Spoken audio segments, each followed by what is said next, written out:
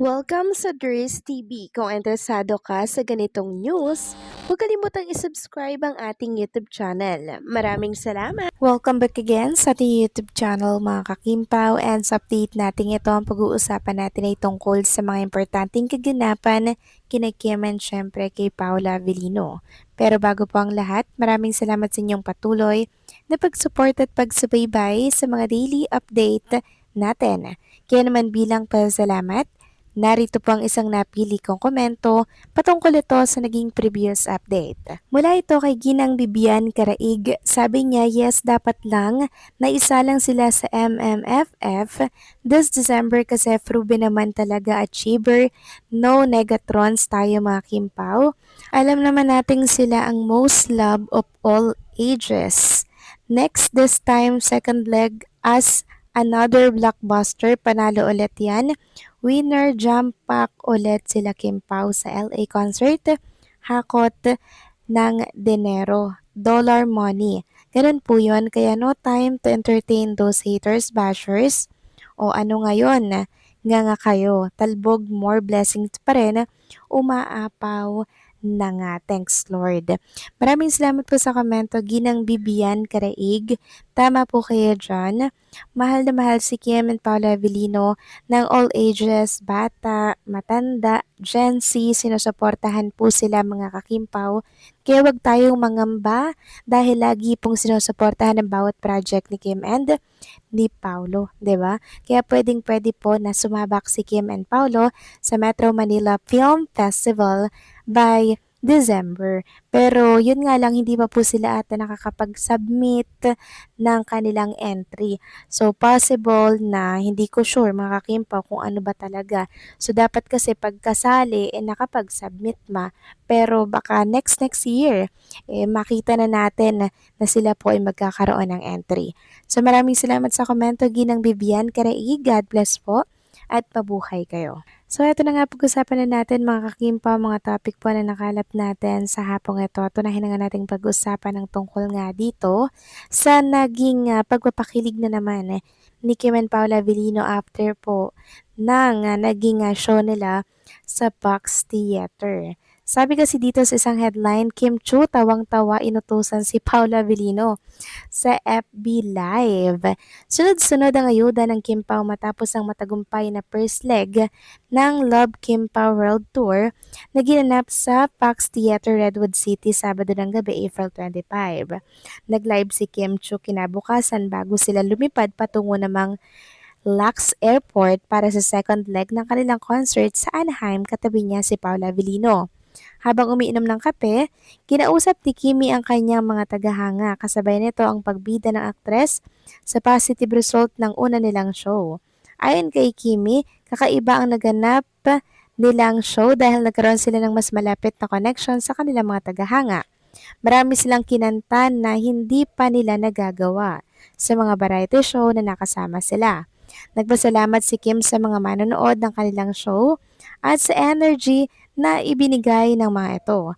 Lahat ng mga tumutok sa live ay binati ni Kimi at binanggit isa-isa ang kanilang mga pangalan. Wish ni Kim na magkaroon sila ng show sa France kahit kagagaling lang niya dito para sa business, management short course at baking pastry lesson. Si Paulo naman ay sa shoot ng project nila ni Nadine Lustre. Betre ni Kim na mag-show sa Dubai at sa iba pang parte sa Middle East pagkalmado na ang tensyon sa nasabing bansa. Posibleng ang susunod na destinasyon ng Kim Pao ay sa Maldives. Nagpahayag ng pagnanais niyang makapunta sa Maldives ng isa sa mga nakatutok sa live ay nasa nasabing bansa. Hindi pa raw siya nakakarating sa Maldives kaya gusto niyang makarating dito. 3 beses pinakita ni Kim si Paulo sa live. Ang una ay kalahati lang ng katawan nito. Ang ikalawa ay mukha na nito sa kamera. Maghilo ka, utos ni Kim kay Paulo. Tumugon naman si Paulo na kumaway naman ito. Ang ikatlo ay bago matapos sa kanyang live si Kimi ay kumaway uli si Paulo. Hindi nagawang pagtripa ng todo ni Kim si Paulo bukod sa tila kulang pa ito sa tulog. Abala rin ito sa kanyang cellphone. Tawang-tawa si Kim kay Paolo dahil deadma lang ang kapareha sa kanyang live. Ngayong linggo ang show ng dalawa sa Anaheim, susunod naman sa Edmonton at sa Toronto, Canada. So kaya po tahimik si Paula Avellino sa live mga kakimpaw dahil puyat pa nga naman ito tapos pagod na. Kaya naiintindihan po ni Chinita Princess ang kalagayan at pakiramdam ng isang Paula Avellino. Kaya po siya ay tahimik sa live nitong kaninang madaling araw. Baka kasi makita naman ng mga bashers dyan at gawa na naman ng issue na parang tahimik si Paulo. So pagod, puyat at syempre hinang-hina si Paulo. Samantalang next topic naman pag-usapan naman natin mga kakimpaw, ang viral ngayon dito po sa X. Ang tila daw baga pang gender reveal ni Kim and Paula Avellino sa kanilang kasuotan doon po sa Pax Theater. So ito po ay sa meet and greet siguro. So sabi dito na para bang gender reveal ito, team baby boy or team baby girl. Makikita nga dito sa comment section nagkakagulo sila mga kakimpaw at may nag-comment na team girl daw, may nagsabing mini Kimi, tapos may nagsabi pang girl and boy me since pangarap ni Kimi magkaroon ng twins or triplets. She mentioned it before at Chris TV. At mostly mababasa nyo dyan mga kakimpaw, girl yung gusto nilang maging anak ni Chinita Princess. Pero meron ding nagsasabi na twin, boy and girl daw. So ganyan na lamang po yung pagkagusto at pananabik ng mga Kimpaw fans na dumating na si Kim and Paula Avellino sa puntong ganito. Yun bang gender reveal mga kakimpaw? 'Di ba? Yun yung isa sa talagang pinaka-excite natin sa oras po, 'di ba? Na makasal sila sa isa't isa. Pero syempre ito'y katuwaan lamang sa mundo ng social media mga kakimpaw. Kung baga pinagbasehan lamang po yung kasuotan nila. Kay Kim kasi color pink tapos red.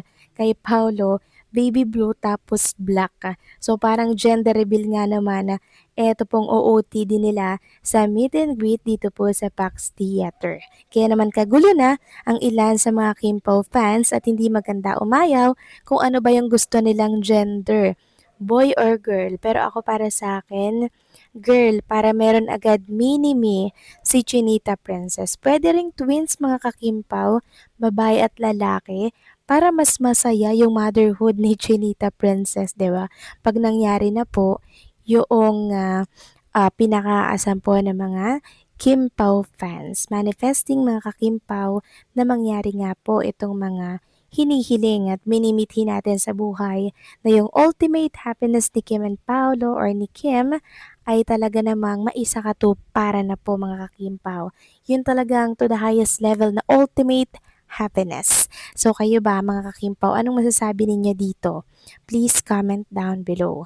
So paano hanggang dito na lamang pong update natin. Maraming salamat sa patuloy na pagsuporta.